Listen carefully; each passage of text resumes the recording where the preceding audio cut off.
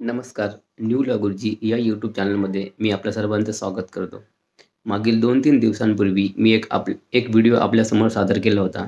त्या व्हिडिओमध्ये लोकसभा निवडणूक 2019 यामध्ये भारतीय निवडणूक आयोगाने प्रामुख्याने स्मार्ट पद्धतीने जे काही इलेक्शन घेण्याचं ठरवलेलं आहे, त्यासाठी करण्यात आलेले बदल आणि आदर्श आचारसंहिता याचा इतिहास आपल्यासमोर मांडला होता.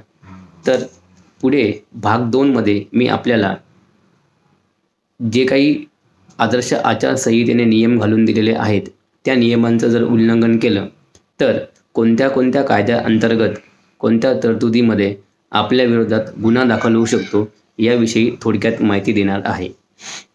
मी मागील व्हिडिओमध्ये सांगितले होते की आदर्श आचारसंहिता जी व्यापक पद्धतीने तयार करण्यात आलेली होती, त्यामध्ये झालेल्या बदलांप्रमाणे ती एकूण 8 भागांमध्ये विभागलेली आहे. ते सर्व 8 भाग मी एक समरी म्हणजे थोडक्यात आपल्यासमोर मांडणार आहे. तर त्यामध्ये विशेष करून इंडियन पिनल कोड 1860 म्हणजे भारतीय दंडविधान 1860 आणि दी रिप्रेझेंटेशन ऑफ पीपल ॲक्ट 1951 म्हणजेच लोकप्रतिनिधित्व अधिनियम 1951 या 2 मुख्य कायद्याअंतर्गत आचारसंहितेमध्ये असलेल्या नियमांचं उल्लंघन केलं तर आपल्यावरती गुन्हा दाखल होऊ शकतो, याची आपण प्रथमतः नोंद घ्या. जसे मी आपल्याला सांगितले की भारतीय दंडविधान 1860 आणि लोकप्रतिनिधित्व अधिनियम 1951 याप्रमाणे आपल्यावरती गुन्हे दाखल होऊ शकतात.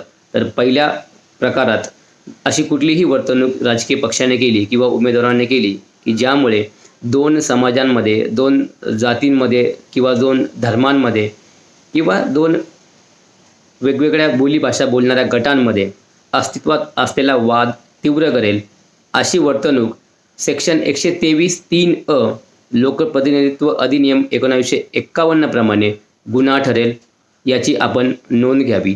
पुढे कुठल्याही जातीच्या व समाजाच्या आधारावर आपण मतदारांना मताची मागणी करणे, तसेच मस्जिद असेल, चर्च असेल, मंदिरं असतील किंवा इतर कुठलेही धार्मिक स्थळं असतील, अशा धार्मिक स्थळांचा मतदारांना आवाहन करण्यासाठी वापर करणे, ह्या दोन्हीही गोष्टी लोकप्रतिनिधित्व अधिनियम प्रमाणे 123(3) व 125 प्रमाणे गैरप्रकार व निवडणुकी संदर्भातील गुन्हे म्हणून ओळखले जातात. मतदारांना लाच देणं हा प्रकार दोन्ही कायद्याअंतर्गत गुन्हा ठरवण्यात आलेला असून संबंधित व्यक्तीवरती आपण दोन्ही कायद्याच्या वेगवेगळ्या तरतुदी अंतर्गत तक्रार करू शकतो. कलम 171(ब) भारतीय दंडविधान याप्रमाणे आपण संबंधित व्यक्तीवरती लाच दिल्याच्या कारणावरून तक्रार करू शकतो. तसेच कलम 123(1) लोकप्रतिनिधित्व अधिनियम 1951 मध्ये हा प्रकार गुन्हा ठरवण्यात आलेला आहे. मतदारांमध्ये दहशतीचं वातावरण तयार करणं किंवा त्यांना मतदान करण्यासाठी धाक दाखविणं, हा प्रकारसुद्धा गुन्हा ठरवण्यात आलेला असून कलम 135(अ) क्लॉज C लोकप्रतिनिधित्व अधिनियम या अंतर्गत आपण अशा व्यक्तीविरोधात तक्रार करू शकतो, याची सर्वांनी नोंद घ्यावी. या मतदारामार्फत मतदान करून घेणं हा सुद्धा एक गुन्हा आहे.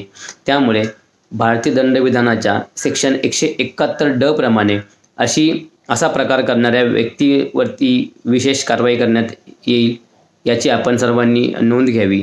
आणि असा गुन्हा घडत असल्यास आपण तात्काळ जे निरीक्षक म्हणून ज्यांची नेमणूक केलेली असते, अशा निरीक्षकांच्या नजरेस ह्या गोष्टी आणून दिल्या पाहिजे. कलम 130 लोकप्रतिनिधित्व अधिनियम 1951 मध्ये असं सांगण्यात आलेलं आहे की 100 मीटरच्या आत म्हणजेच मतदान केंद्रापासून 100 मीटरच्या आत प्रचार करण्यास सक्त मनाई आहे. असा प्रकार जर घडत असेल तर तो 130 अंतर्गत निवडणुकी संदर्भातील गुन्हा ठरविला जातो. मतदानाला सुरुवात होण्यापूर्वी 48 तासांचा कालावधी हा इलेक्शन सायलेन्स पिरियड म्हणून ओळखला जातो. अशा कालावधीमध्ये सार्वजनिक सभा घेणं हे कलम 126(1) लोकप्रतिनिधित्व अधिनियम 1951 प्रमाणे गुन्हा आहे, हे आपल्याला माहिती असायला पाहिजे. अशा प्रकारे ह्या तरतुदी अंतर्गत मोठ्या मोठ्या राजकीय नेत्यांवरती यापूर्वी गुन्हे दाखल झालेले आहे, याची माहिती आपल्याला असेलच. कलम 123(5) व कलम 133 लोकप्रतिनिधित्व अधिनियम 1951 प्रमाणे मतदान केंद्रापासून किंवा मतदान केंद्रापर्यंत मतदारांची वाहतूक करणे, त्यांना ने-आण करणं हा सुद्धा गुन्हा ठरवण्यात आलेला आहे. याची आपल्याला माहिती असणे आवश्यक आहे. असे प्रकार घडत असल्यास आपण तत्काळ निरीक्षकांच्या लक्षात आणून देणं हे गरजेचं आहे.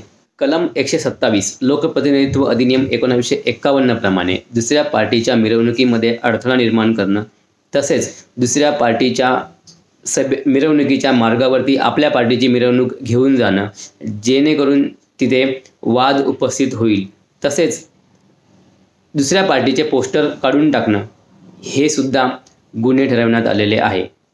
कलम 135(c) लोकप्रतिनिधित्व अधिनियम 1951 मध्ये असे सांगण्यात आलेले आहे की मतदानाच्या दिवशी व मतदानापूर्वी 48 तास या कालावधीमध्ये दारू पुरविणे किंवा दारूचे वाटप करणे हा कायद्याने गुन्हा आहे. त्यामुळे संबंधितांवरती कडक कारवाई करण्यात येईल, याची आपण सर्वांनी नोंद घ्यावी. याप्रमाणे वरील गैरप्रकार किंवा निवडणुकीसंदर्भातील गुन्हे घडल्यास कोणीही व्यक्ती किंवा राजकीय पक्ष आपली तक्रार दाखल करू शकतो. त्यासाठी निवडणूक आयोगाने अँड्रॉइड ॲप्लिकेशन म्हणजेच सी-विजिल नावाचं ॲप्लिकेशन उपलब्ध करून दिलेलं आहे. तसेच 1950 अशी हेल्पलाईनही आपल्याला उपलब्ध करून देण्यात आलेली आहे. आणि तेही शक्य नाही झालं तर निवडणूक आयोगाने नेमलेल्या ऑब्झर्वर्सला आपण या संदर्भात तक्रार करू शकता. राजकीय पक्ष व उमेदवार यांनी निवडणुकीदरम्यान काय करू नये याविषयी निवडणूक आयोगाने काही नियम घालून दिलेले आहेत. कुणाच्याही खाजगी आयुष्यातील बाबी ज्यांचा सार्वजनिक कामकाजाविषयी काहीही संबंध नाही याच्यावरनं त्यांची टीका करू नये. तसेच काही व्यक्तींविरोधात किंवा राजकीय पक्षांविरोधात असत्य आरोप असतील तर त्याच्यावरूनही अशा राजकीय पक्ष किंवा उमेदवारांची किंवा त्यांचे कार्यकर्ते आणि नेते यांच्या विरोधात टीका करू नये. निवडणुकीदरम्यान निवडणूक कालावधीमध्ये मिरवणुकी घेत असताना कुठल्याही प्रकारचे स्फोटक पदार्थ किंवा हत्यारांचा वापर करू नये. तसेच कुठल्याही मिरवणुकीमध्ये किंवा सार्वजनिक सभेमध्ये लाऊडस्पीकरचा वापर करायचा असेल तर संबंधित अधिकाऱ्यांची लेखी पूर्वपरवानगी घेतल्याशिवाय असा वापर करणं टाळावं, अशा स्पष्ट सूचना निवडणूक आयोगाने दिलेल्या आहे. निवडणुकीचे पावित्र्य आणि पारदर्शकता राखण्यासाठी राजकीय पक्षांनी काही गोष्टी टाळल्या पाहिजेत. पहिली गोष्ट म्हणजे रोख स्वरूपात व्यवहार करणं हे राजकीय पक्षांनी टाळलं पाहिजे. तसेच राजकीय पक्षांनी आपल्या सर्व उमेदवारांना, अधिकाऱ्यांना, नेत्यांना व कार्यकर्त्यांना सूचना दिल्या पाहिजे की त्यांनी रोख रक्कम स्वतःजवळ बाळगू नये. तसेच कुठलीही प्रचार सभा, सार्वजनिक सभा किंवा निवडणूक मिरवणूक ही आपण घेणार असाल तर त्या संदर्भात त्याचं ठिकाण, तो मार्ग याच्याविषयी आपण संबंधित कार्यालयाची लेखी पूर्वपरवानगी घेतल्याशिवाय अशा गोष्टी करू नये असं निवडणूक आयोगाने स्पष्ट आदेश देऊन सांगितलेलं आहे. अशा रीतीने मी आपल्या सर्वांना विनंती करतो की आदर्श निवडणूक आचारसंहितेचं पालन करून आपण देशाची लोकशाही अधिक बळकट करावी.